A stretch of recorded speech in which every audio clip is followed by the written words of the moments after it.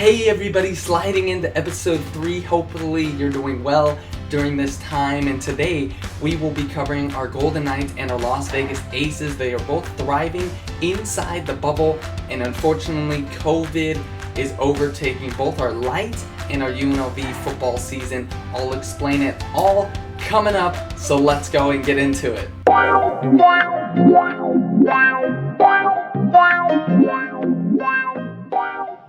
I don't know if our Golden Knights should permanently stay in the bubble or move back to Vegas. Hey, you decide. Because they've been thriving there in that bubble in Edmonton. They now improved to 4-0. By the time you hear this, they could potentially be 5-0 or 4-1. We'll see what happens in Game 2 against the Blackhawks. But they swept the round-robin round, winning those 3 games, capturing the number 1 seed, and then jumping into Game 1 against the Blackhawks. I was nervous because the Blackhawks, they came off an upset, and so I was like, they have momentum. The Golden Knights have momentum, but I don't like taking teams lightly, and I don't think they did. Robin Lehner, the goalie, other than Fleury, has been playing out of his mind. Game 1, he had a 95% save rating. I mean, he saved 19 of 20. So, obviously, he only gave up 1 goal, and the final score was 4-1.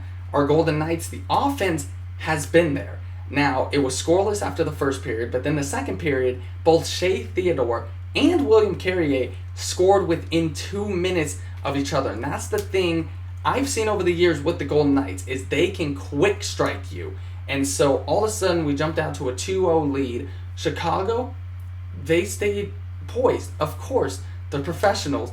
They came back. David Kampf had a shorthand goal to cut the deficit in half. But then the third period, it was Riley Smith. It was all Riley Smith. He scored the final 2 goals.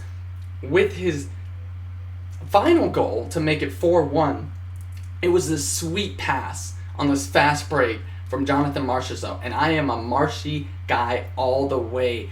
And you have to look it up. I can't even describe it, but it was out of the reach of Smith, and Smith had to somehow capture it. He backhanded it.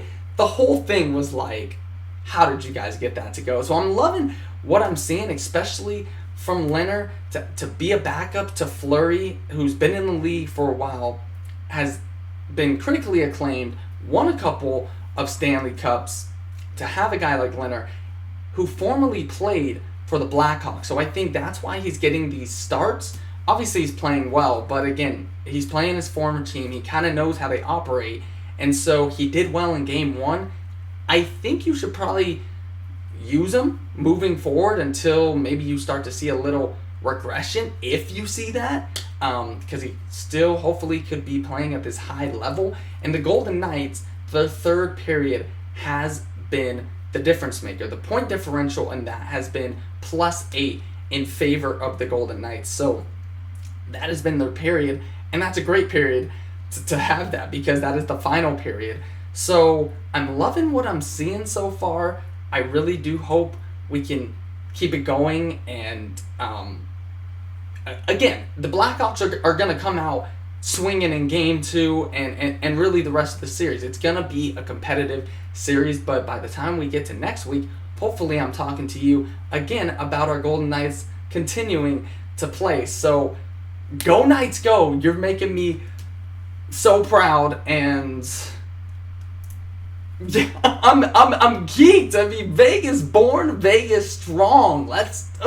So I mentioned they weren't the only team thriving in the bubble. Our Las Vegas Aces, yeah, they got off to a little rocky start to the season, but man, have they been flowing ever since. Asia Wilson playing out of her mind, but the good news is she's not the only one. I mean, Angel McCoughtry, let me tell you about the last game they had against the Indiana Fever. Well, not the last game. By the time you hear this, they'll have played the Minnesota Lynx. But against the Fever, McCoughtry had 20 points. Jackie Young, she's a rookie from Notre Dame. When I watch her game is special. And so I'm glad we have her, because I'm like, she is a true point guard. She can do it all. she's been playing out of her mind. She had 17 points. Another Notre Dame alum who's been in the league for a couple years, Kayla McBride, she kind of found her shooting range. She added 15. And Asia Wilson, sure, she didn't have a lot of points, but she did contribute a double-double with 12 points and 10 rebounds. Again, consistency. They have been playing so well. They have the second best league in the... or they have the second best record in the league right now, right behind the Seattle Storm. So they are really thriving. And again, they don't have two of their biggest players with Kelsey Plum and Liz Cambage. So you think the additions of that, I mean, sure, it can kind of maybe mess up chemistry, but hopefully not. And I love they play with such joy, such excitement, such passion. It really makes me proud to be an Aces fan because I don't see a lot of the other WNBA teams playing with that. And so the fact that the Aces, I feel like this bubble environment, both for the Golden Knights and for the Aces, is going to be beneficial because I think it builds camaraderie. I think that players are naturally just more connected because you really don't have a choice. You can't go to your individual house when you're done practicing and kind of call it a day. It's like, yeah, you guys have your individual rooms, or they have their individual rooms, but they're still all connected. They're doing team activities, and so I think that's translating to the court, and I'm glad to see it. I'm glad to see that they are playing with such excitement and joy. It really makes me happy as a fan. Obviously, it's producing to wins. They've had 5 straight wins up to this point, not counting the Lynx, so we'll see what happens with that. But I mean, overall, they've been playing their game, and so I think if they keep it up, they're going to be a tough opponent. I believe that Asia Wilson is the MVP. So those are my thoughts about the bubble format with our Golden Knights and our Aces. So our next 2 stories are really unfortunate, have to do with the whole coronavirus pandemic. Our Las Vegas Lights, someone in the organization has tested positive, which has postponed their game that they were supposed to have this last Wednesday against the Tacoma Defiance and moved that to next Wednesday, August 19th. Right now, the only concern should be about this individual and their health and the health of the whole team. Now, it is said that this individual, it didn't disclose who, but it does say that they're at home, they're resting, they're in the care of team physicians. So that's obviously a great thing. And yes, no rush. This is an ongoing thing, and it's a fluid situation. I mean, we've seen, obviously, baseball games be postponed due to it. And so it's constant testing. And so, again, the only thing that matters is the health of everyone. Which this next story, I have a lot of thoughts about. So, and now I'm on board with this. Let's just get into it. So the Mountain West has made the decision to cancel the 2020 football season. Or actually fall sports as a whole, not just football, all of fall sports.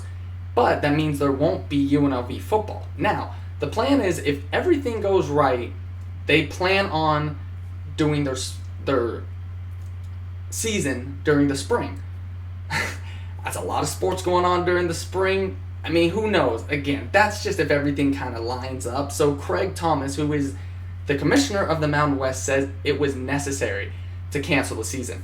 I absolutely agree. And many other conferences agreed and followed suit, including the Big Ten, the Pac-12, many others. Not all conferences, though, have opted out. The SEC, the ACC, and the Big 12 all intend to play as long as they're cleared by medical staff. Now, my belief is I think it should be a unanimous decision across the board. If we're going to say, hey, all these conferences are opting out of the season, then I think there should be no football, there should be no fall sports for all colleges. I don't believe, well, hey, these colleges believe that they don't want to have a season because of the pandemic and they're concerned about the health.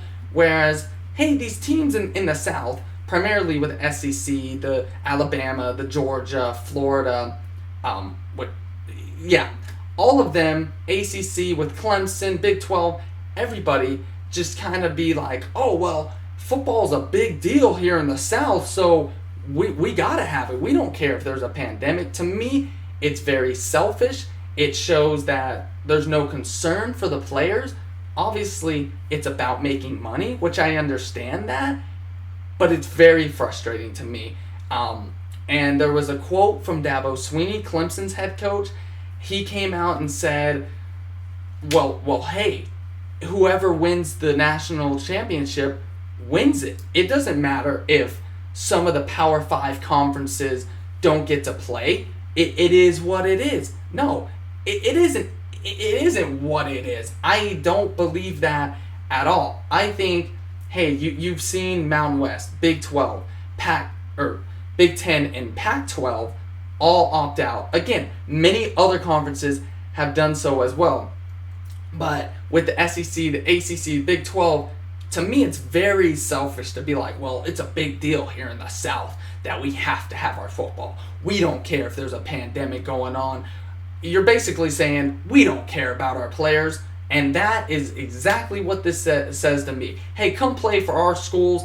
We'll get you to the championship anyway, but we don't care about your safety. If you get sick, that's not on us. I don't agree with that at all. I'm very fed up with that decision, and so I really hope that something changes. I hope there's a unanimous decision to just eradicate all that, because that's ridiculous to me. And so I get it. I get the pandemic sucks. I get it's kind of forced the hand of all these organizations and these leagues, but at the same time, let's abide by them and let's all buy in and do it together. Let's not have, oh, Alabama and Clemson and Texas and Oklahoma, you guys get to play, but hey, sorry USC and Oregon and UNLV and whoever else, we can't do that for you. So I'm very fed up by that, and I hope it changes. So that's my little rant for the week. Thank you so much for joining me. I'm glad I got that out of my system, and hopefully this colorful shirt, this is a light shirt. I love this shirt just because it pops.